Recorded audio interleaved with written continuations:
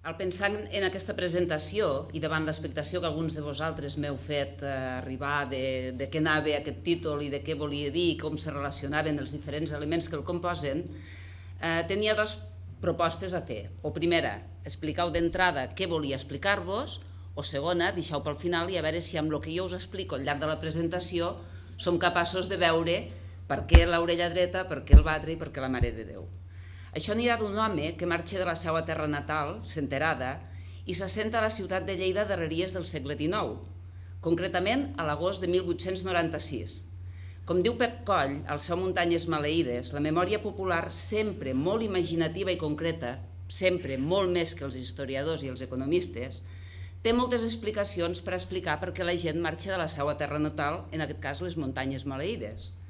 Nosaltres tenim la sort, jo tinc la sort, ara en aquest moment, de tenir un testimoni directe de per què una persona marxa de la seva terra natal i se'n ve a Lleida. Tinc la sort, o tenim la sort, jo i la seva família, de tindre uns escrits, uns manuscrits d'Antoni Ciutat Pinassa, que va néixer el 1847 a Adons, un petit poble de 16 famílies de l'actual Alta Ribagorça, i que va morir a Lleida l'any 1926, al setembre del 26. Ell, amb vocació de ser llegit pel futur i pels seus familiars, explica les vicissituds d'aquesta emigració cap a Lleida, de la mateixa manera que ens explica com deixa de ser un artesà medieval i passa a ser un industrial a la Lleida d'aquell moment. A més d'aquest manuscrit que explica la seva marxa de la muntanya i l'assentament a Lleida, l'any 1922 també publica un seguit de cartes, li publica la impremta Mariana Lleida, un seguit de cartes que ell va fer a uns familiars en els quals, amb una vessant moralitzadora i de donar consells, els diu com s'han de comportar, com han de treballar i com han de viure.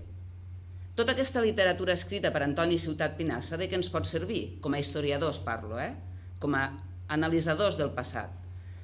Jo crec que és molt interessant trobar-te documents com aquest perquè ens permeten, si més no, fer treballs com el que en el seu dia va fer el Carlo Ginzburg del queso i los gusanos, que és que a partir d'un cas concret de microhistòria fa extrapolacions de com la gent d'aquell mateix entorn se deurien comportar.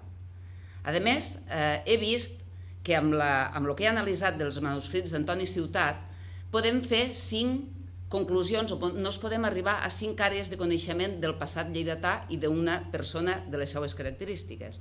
El primer seria un estudi o un apropament al que era la família d'antic règim i els seus mecanismes, l'alta mortalitat, l'alta natalitat. Ell forma part d'una família que són 14 fills, dels quals només en sobreviu 9, i que de l'extrema misèria que vivia aquella família han de prendre un ofici. Ell se casa amb una dona que als 15 mesos de tindre una criatura mor i es casa després amb la germana de la difunta. Molts mecanismes d'antic règim per entendre la família. També els manuscrits d'Antoni Ciutat ens ajuden a veure la vida econòmica o com funcionaven aquells oficis de caire medieval. Per exemple, parla perfectament de la diversificació de la producció, de l'autosuficiència de les famílies i fins i tot dels pobles d'on ell surt, de l'autodistribució de la producció, el que ell produeix ho ven ell mateix, de l'aprenentatge d'un ofici. Ell i un germà, Josep, aprenen l'ofici de fusters a Sarroca de Bellera, Cal Fuster, casa que per cert encara perviu al mig del poble, com a més d'aquest ofici i per poder sobreviure aprèn 2 oficis més, rellotger i campaner, i ens explica com aprèn a fer de rellotger, que és d'una gran... fa molta gràcia com ho explica. Us ho explicarà ell mateix. Viatja a Lleida i de Lleida va a Tàrrega amb tren. Dintre del tren hi ha 5 persones, una de les quals és cega. Y atención, lectores míos, diu. Ell sap que el llegirem. Al oír aquel ciego decir que hacía de relojero, me quedé estupefacto y me sentí agitado e inquieto, y no sé cómo demostrar lo que sentía al ver que yo nada valía al lado de aquel anciano. Consideraba yo para mis adentros, yo tengo 5 dedos en cada mano, hermosos como el marfil, fuertes como el acero, 2 ojos sanos y buenos, grandes deseos de trabajar, y en esta inquietud y agitación determiné ponerme relojero. Així ens explica com se fa rellotger. També ens explica molt bé el canvi de model productiu que li comporta i què li comporta a nivell mental deixar de ser un petit artesà fuster a passar a ser un empresari. com s'adapta a fer un nou sistema més intensiu de producció, arrossegant, però, tics de caràcter preindustrial. Descriu com els treballadors de casa seua mengen a la seva mateixa taula i sopen cada dia amb la família. També ens explica perfectament com entra en una zona d'estrès quan li fan comandes superiors a lo que ell estava acostumat. Una vegada ve un pagès de Castejón de Monegros, que era un pagès amb molta terra, i li demana fer una ventadora, perquè ell feia ventadores per batre, que això m'ho havia deixat i si no, no pillarem de què anava el batre. Ell feia ventadores, com a fuster aprèn a fer ventadores. Ve un pagès de Castejón de Monegros i li demana una ventadora més gran del que ell tenia costum de fer. Explica que s'obsessiona, que no dorm, que resa a la Verge Maria i a Jesús cada nit per saber com resoldre el tema de la seva ventadora. I ho acaba resolent d'aquesta manera. Yendo por la Rambla de Fernando, pensativo y cabizbajo, hacia mi taller, que entonces lo tenía al extremo de dicho paseo, cuando ya no me faltaban más que unos 4 o 6 metros para llegar a la puerta de la casa donde vivíamos en aquel tiempo, oí una dulce voz en la oreja derecha que me dijo: haz un tambor de 2 cuerpos para que pase el aire de por medio y se lleve la paja. La dulce voz era la Mare de Déu, tercer element del títol, que segons sembla li va donar la instrucció tècnica de com solventar el problema de la ventadora i que posant-ho a la pràctica li va funcionar de primera. La divina providència li va arreglar el tema tècnic. Això ens enllaçarà amb el quart àrea d'estudi que ens serveixen manuscrits com aquest, que és el de la religiositat. La seva visió del món, i la deixa perfectament escrita amb els seus escrits, està farcida d'una espiritualitat ultraconservadora, una ferma moral tradicional, catòlica i ultramontana, que reunia en un individu, ell, tots els elements més atàvics de les creences medievals sobre la divinitat, alhora que també inclou aquells elements de la moral carlista de finals del segle XIX que es colen per tots els orificis de la religiositat popular del moment. En cinquè lloc, ens dona també molt de sí per analitzar les pautes de la vida quotidiana de la gent que, com ell, estan vivint en aquell moment i passen pel seu procés. Ell parla clarament de la redempció a través del treball. És contrari a les distraccions, al teatre, al joc.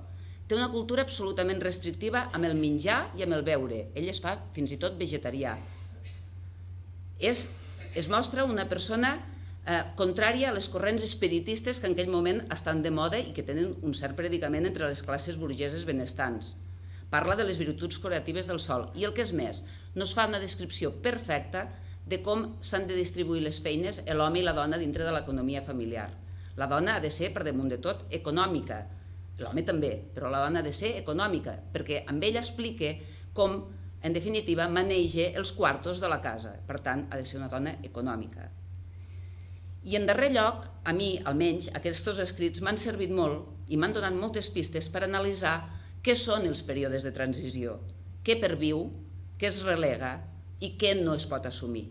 Ell és capaç d'adaptar-se a un canvi de deixar de ser fuster per convertir-se en empresari, en empresari que fa ventadores a gran escala.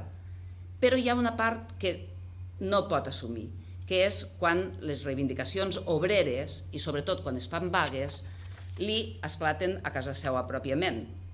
Al maig del 1911, a la premsa de Lleida surt que hi ha una manifestació, hi ha vagues de treballadors. Ell també les pateix.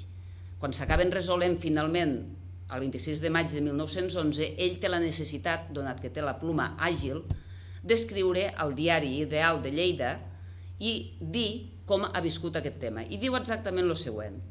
Hace unos 15 días se declararon en huelga los obreros carpinteros mecánicos de mi taller, con la pretensión no de aumento de jornal, sino de reducción de horas de trabajo, de 10 a 9. Aquí segur que li pete el xip. No pot entendre que algú demani treballar menys hores. Cuando yo era un pobre obrero, jamás practiqué ni inducí a nadie a la huelga ni al boicot, ni solicité reducción de horas de trabajo. Al contrario, que jamás han sido limitadas para mí, lo mismo para el trabajo manual que para la inteligencia, a lo que debo seguramente que haya obtenido patente de la invención de mis aventadoras, que si en principio eran imperfectas, han conseguido premios que hasta Su Majestad el Rey me felicitara personalmente en la exposición de Madrid de 1904. I ara ve el que a ell li agrada més de fer del món, que és aconsellar als lectors. Sigan este camino y este ejemplo los que son obreros, que seguramente hallarán más beneficios y más brillante porvenir en el que les traza el autor más brillante porvenir que el que les traza el autor del pamfleto que les inducia a la huelga.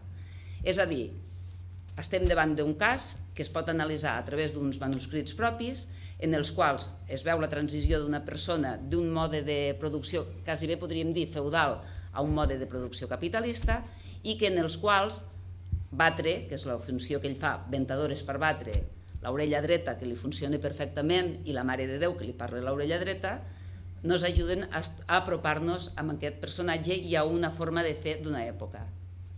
Molt bé.